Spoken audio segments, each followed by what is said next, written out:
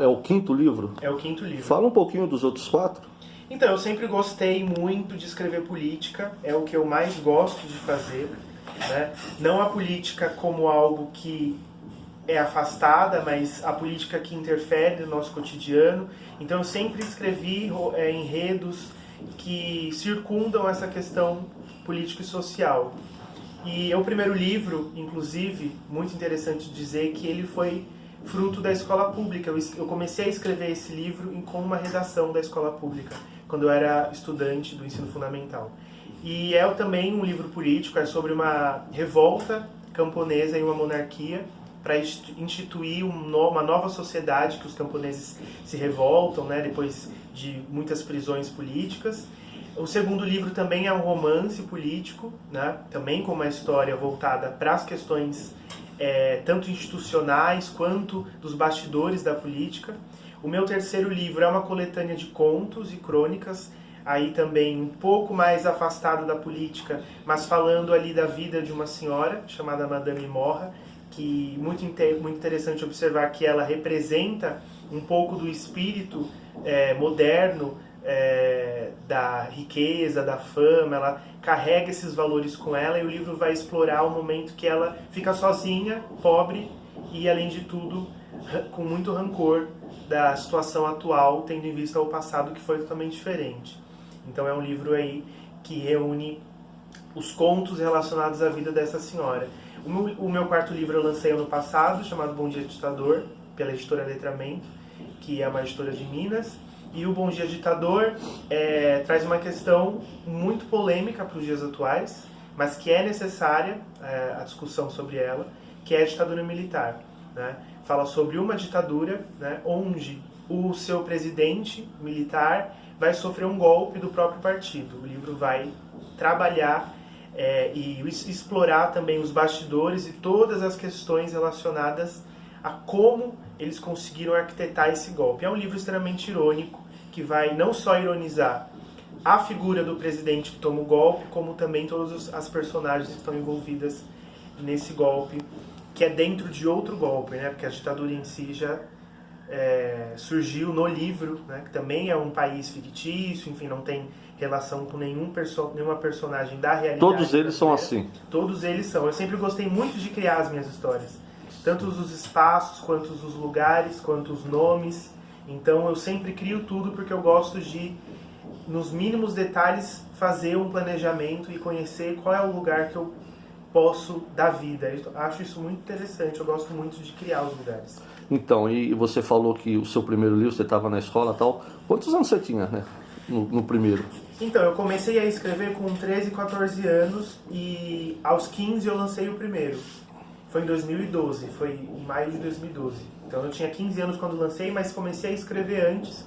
E aí escrevi muita coisa antes de lançar esse primeiro livro, inclusive coisas que eu não publiquei por conta da minha opinião sobre aquilo, qualidade do que eu tinha produzido, né? Então muita coisa eu deixei para trás por conta dessa falta de maturidade que eu fui conquistando, e aí até que eu escrevi esse livro e decidi publicar. Tá certo, mas você percebeu que tinha esse dom assim desde quando? Eu sempre gostei, eu sempre tive muita paixão por criar histórias, e eu gostava muito de criar lugares, cidades. Eu criava os nomes, as ruas, criava tanto a constituição espacial quanto também a organização dessas cidades. Criava assim desde muito novo, inclusive é uma memória muito gostosa que eu tenho. Mas para escrever foi no ensino fundamental, porque eu tive uma professora chamada Isabel, que é muito minha amiga até hoje. E nome da minha esposa. É, um nome muito bonito. E são pessoas muito boas, muito legais. Eu gosto muito da Isabel.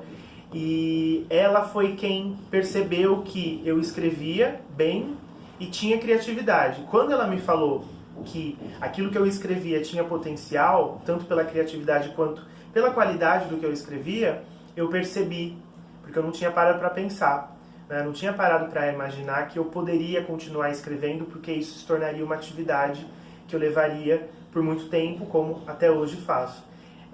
E pelo toque dela, eu levei a sério e ela me acompanhou. Ela me dava as dicas, ela dizia onde eu podia melhorar, onde eu estava indo bem, onde eu estava errando, e com essa ajuda eu consegui ir desenvolvendo e perceber essa habilidade da escrita.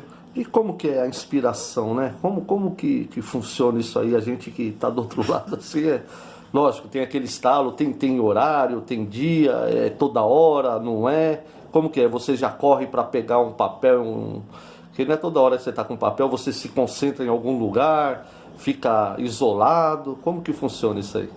Esse processo é muito variado, depende muito de qual é o interesse da pessoa, qual é o envolvimento dela com a escrita. Muitas pessoas escrevem, digamos assim, de acordo com uma exigência mais fechada, porque muitas vezes escrevem artigos ou crônicas que precisam sair diariamente. E quem escreve literatura no sentido mais livre da palavra, publica os livros quando escreve, enfim. É muito variado porque quem precisa ter inspiração vai buscar inspiração em exercícios de exploração, né, das ideias, exploração daquilo que a pessoa tem interesse. Ela vai buscar de variadas formas conseguir criar algum tipo de criatividade, né? Agora, quem escreve não precisa ter, por exemplo, a exigência de fazer um trabalho contínuo, ou diário, ou semanal. Prazo, né? Não tem um prazo. Sem prazo, a gente costuma ter as ideias do nada. Então, elas vêm, muitas vezes, claro, motivadas por momentos específicos da vida, ideias, acontecimentos. No meu caso, acontecimentos políticos também me inspiram muito. E aí, no geral, acontecimentos da vida. E também coisas inesperadas, né, que chamam de insight. Você está, por exemplo, tomando banho, deitado, e de repente a ideia vem. Quem tem isso é muito afortunado, porque tem gente que passa muito tempo querendo ter uma ideia e não consegue. Mas para isso existem exercícios. Claro que eles não têm a mesma intensidade da ideia que surge organicamente do nada, porque é uma sensação muito boa para quem escreve, receber essas inspirações, que nós não sabemos de onde vem. Mas esses exercícios também ajudam, né? Eu sempre falo deles, da possibilidade que muitas pessoas falam sobre essas práticas para exercitar a criatividade, para que quem não tem nenhuma ideia não desista de escrever, porque tem como explorar, né, os gostos e as possibilidades para construir uma ideia. E se assemelha a compositor de música? Como que tem mais ou menos essa... Acredito que sim. Eu não componho, não escrevo letras de música, porque é um desafio muito grande, né? Geralmente a pessoa já tem essa habilidade e aí vai exercitando. Nunca tive a oportunidade de escrever letras de música, mas pelo que eu conheço de criação textual, tanto de livros que eu li, quanto de entrevistas que eu já assisti ou li também, de pessoas que trabalham com composição ou pessoas que trabalham com outras formas de escrita, não só literária, é um pouco próximo, porque as ideias, quando elas surgem, claro que a motivação muitas vezes desconhecida, porque a gente não tem esse monitor, né, do nosso cérebro, a gente não deixa passar muita coisa, mas elas têm uma motivação, né, subconsciente ou às vezes totalmente consciente. Mas quando elas vêm, não existe um controle. E aí, quando vem para ser uma criação, essa ideia surge para ser uma criação, quem tem já sabe. Então fala, nossa, eu tive essa ideia, mas essa ideia é para ser tal coisa, ou é para ser X coisa. Então, é do ser humano ter ideias. Então, eu acredito que o processo seja parecido, tanto da inspiração quanto também o processo de exploração dessa ideia, para fazer com que ela saia de uma coisa mínima, que surgiu do nada, para algo com corpo, com material, né? Com bastante, digamos assim, caminho para o criador andar sobre ela. O seu público-alvo é sempre um só ou varia? Você pode ter livros aí atraindo todo tipo de pessoa, adultos, crianças e tal? Então, meu público-alvo, eu costumo dizer que é a partir dos 14 anos, 13, 14 anos. Quem tem gosto pela leitura e gosta de ler sobre questões da sociedade, sobre questões políticas. Claro que nunca é a política como algo maçante, por exemplo, que geralmente a política é uma área dada como algo cansativo, algo afastado, algo difícil de ser...